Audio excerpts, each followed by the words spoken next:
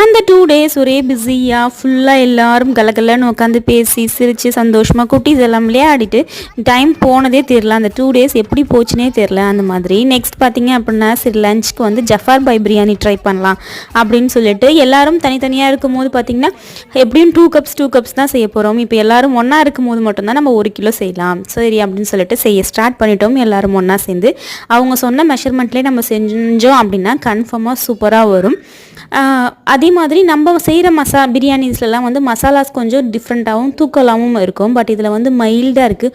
உங்கள் வீட்டில் குழந்தைங்க இருக்காங்க அப்படின்னா இந்த மாதிரி பிரியாணி செஞ்சு கொடுங்க. மைல்டாக இருக்கிறனால குழந்தைங்களாம் நல்லாவே விரும்பி சாப்பிடுவாங்க. நம்மலாம் வந்து காரசாரமாக ருசியாக டேஸ்ட்டாகவே சாப்பிட்டுட்டோம். இது டேஸ்ட்டாக தான் இருக்கும் பட் காரம் வந்து குறைவாக இருக்கும். அப்படியே கிளம்பியாச்சு. அவ்வளோதான். மெத்துக்குட்டி எவ்வளோ அழகாக வச்சு சாப்பிட்டுட்டு வரான்னு பாருங்கள். பாய், see you all, take care.